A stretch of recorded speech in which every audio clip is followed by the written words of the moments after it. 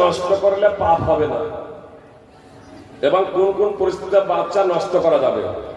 আপনি যতদিনেরই বাচ্চা নষ্ট করেন সেটা পাপ হবে, পাপ থেকে খালি কোনোটাই পাই। 4 মাসের পরেও 4 মাসে 8টা ফোঁকা হয়, 4 মাসে 8টা ফোঁকা হয়, 4 মাসের আগে 8টা ফোঁকা হয় না। তো তার জীবন আছে না নেই? তার জীবন আছে না নেই? মাতৃ জঠরে 120 দিন যে হয়েছে, 119 দিন পরে 120 দিন মানুষের পূর্ণ একটা ঢাঁচা তৈরি হয়ে গেছে, তো তার জীবন নেই?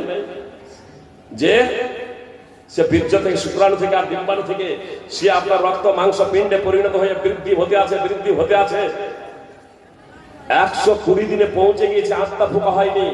এই যে মাতৃ জঠরে যে শিশুটা আছে তার আয়ু লেখা হয়, তার খাদ্য লেখা হয় 8টা ফোঁকার আগে। সহিহ বুখারী হাদিস নম্বর 3208। সুম্মা ইউনফাখু ফীহি রূহ, 4টি জিনিস লেখার পরে 8টা ফোঁকা হয়, রূহ ফোঁকা হয়। তাহলে আয়ু কার লেখা হয়েছে? যার জীবন আছে তার। ওই যে মাতৃ জঠরে যে শিশুটা ছিল তার জীবন যে ছিল, ওই শরীরের ওই জীবন, শরীর জীবন আলাদা, আর আত্মা আলাদা, রূহ আলাদা, আর শরীর আলাদা। এই শরীরে আপনার 3টা জিনিস আছে, শরীর আছে, জীবন আছে, আত্মা আছে। বিস্তারিত আলোচনা করার সময় নেই, শুধু আপনাদের এতটুকু বলি, ঘুমন্ত অবস্থায় আপনারা দেখেছেন মানুষের শরীর আছে আর তার জীবন আছে। শ্বাস প্রশ্বাস চলে না? চলে না? তখন কথা কেন বলে না? আত্মা নেই, তখন আত্মা নেই, তার জীবন আছে। সুপ্রিয় ভাতৃবৃন্দ, জীবন আছে, চলাচল করতে পারে। আপনার এই যে শুক্রাণু বলা হচ্ছে, শুক্রাণু আজ বিজ্ঞান দ্বারা প্রমাণিত, যন্ত্রের মাধ্যমে যদি আপনারা সেটা দেখেন, রণক্ষণ যন্ত্রের মাধ্যমে যদি সেটা দেখেন, তাহলে দেখবেন ব্যাঙাচির মতো শব্দ উড়াচ্ছে। এক টাইমে যে বীর্যপাত হয় শুক্রাণু, এক টাইমে যে বীর্যপাত হয়, আপনার কোটি কোটি আপনার শুক্রাণু আছে, ব্যাঙাচির মতো দৌড়াচ্ছে, ব্যাঙাচির মতো দৌড়াচ্ছে। নিজের গন্তব্যস্থলে সংঘর্ষ হয়, ডিম্বাণু এবং শুক্রাণুর মধ্যে লড়াই হয়, পরিশেষে হয়তো 1টা এবং 2টোই টিকে, বাকিগুলো সব মারা যায় রাস্তায়। লড়াই হয় ডিম্বাণুর সাথে শুক্রাণুর। আপনার বিজ্ঞান অধ্যয়ন করবেন, এই বিষয়টা দেখবেন স্পষ্ট। তো এই যে লড়াই করছে, তার আগেই যখন আপনার বীর্য, ওই বীর্যে আপনার কোটি কোটি আপনার শুক্রাণু রয়েছে, তো বিনা জীবনে নাকি তাদের চলছে। তো আপনার 4 মাসের আগে, যারা বলছে 4 মাসের আগে যদি হত্যা করে দেওয়া কোনো সমস্যা নেই, এটাও মহাপাপ। সহিহ বুখারী এবং মুসলিমের হাদিস, নবী সাল্লাল্লাহু আলাইহি ওয়াসাল্লাম বলছেন, উদ্দিবাত ইমরাআতুন ফি হিররাতিন হাবাসাতহা হাত্তা মাতাত জুআ ফাদাখালাত ফিহা আন-নার। একজন মহিলাকে একটি বিড়ালের কারণে শাস্তি দেওয়া হয়েছে, বেঁধে রেখেছিল, ক্ষুধার্ত অবস্থায় মারা গিয়েছে। বিড়ালটি ক্ষুধার্ত অবস্থায় ডাইরেক্ট মারেনি, ইনডাইরেক্ট মহিলার দ্বারা মারা যাচ্ছে। ফাদাখালাত ফিহা আন-নার, এই কারণে মহিলাটি জাহান্নামে যাবে। ইমাম নওয়াবী রাহিমাহুল্লাহ সহিহ মুসলিমের ভাষ্যকার তিনি বলছেন, এই মহিলাটি মুসলমান ছিল, তার কারণ সে যদি কাফের হতো, নাস্তিক হতো, মুশরিক হতো, অমুসলিম হতো, তো জাহান্নামে যাওয়ার জন্য তার অমুসলিম হওয়াই যথেষ্ট ছিল, নাস্তিক মুশরিক কাফের হওয়াই যথেষ্ট ছিল। কিন্তু এখানে বলা হচ্ছে বিড়ালের কারণে জাহান্নামে যাচ্ছে, মানে এই মহিলা মুসলমান ছিল। একটা বিড়ালকে মারার কারণে তার যদি পাপ যদি হয়, তাহলে মানুষ মারার তো কোনো প্রশ্নই আসে না, সেটা 4 মাসের আগে হোক আর 4 মাসের পরে হোক। এবার একটা বিষয় হচ্ছে কোন পরিস্থিতিতে, যে যদি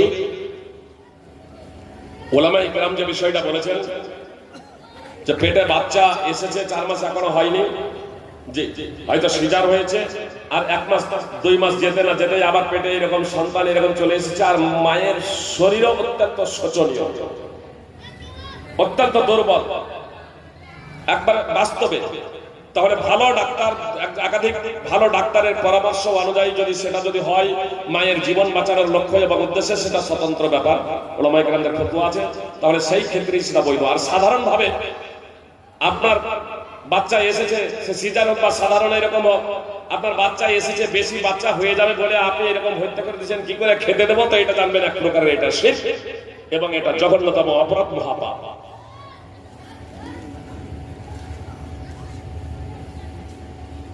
চল্লিশে এবং ফাতিহা করা অনুষ্ঠানে খানা খাওয়া যাবে কি? সুপ্রিয় ভাই এবং বোন, 40 এবং ফাতিহা খানি যা আমাদের সমাজে চলছে, এটা হচ্ছে বিদআত। শরীয়তে এর কোনো ভিত্তি নাই। তো বেদাতি কাজে যাওয়া যাবে না, বেদাতি কাজে অংশগ্রহণ করা যাবে না। আল্লাহ তাআলা বলছেন ওয়ালা তাআওয়ানু আলাল ইসমি ওয়াল উদওয়ান, পাপ কাজে এবং সীমালঙ্ঘনে তোমরা পরস্পরকে সাহায্য সহযোগিতা করো না। সূরা মাইদা 5 নম্বর সূরা 2 নম্বর আয়াত। অতএব আমাদের তা থেকে বিরত থাকতে হবে। আল্লাহ তাআলা আমাদের হায়াত বাকিতে লাগাতে পরবর্তী বক্তা আছে।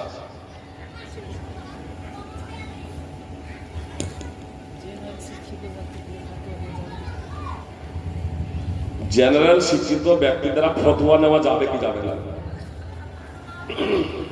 আপনাদের শুধু এতটুকু বলি, অপারেশন কার কাছে করবেন?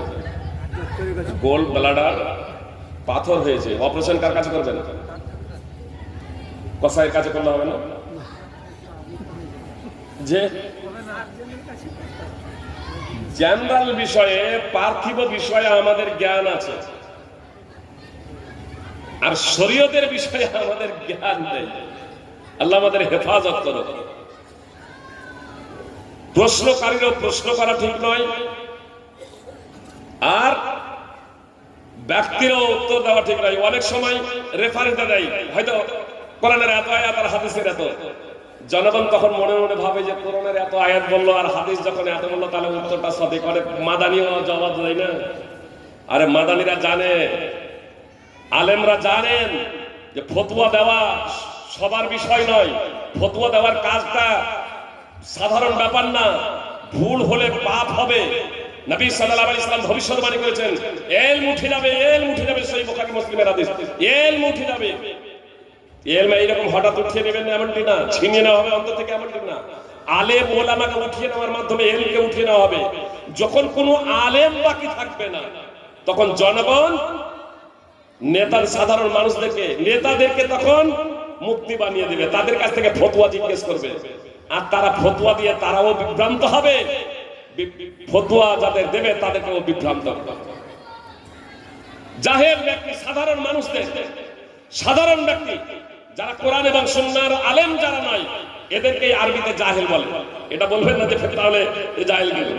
যারা কোরআন এবং সুন্নাহকে, কোরআন সুন্নাহ আরবিতে, যারা আরবিতে কোরআন এবং সুন্নাহকে বুঝে না, মুক্তি ফতোয়া দেওয়ার তার কোনো অধিকার নেই।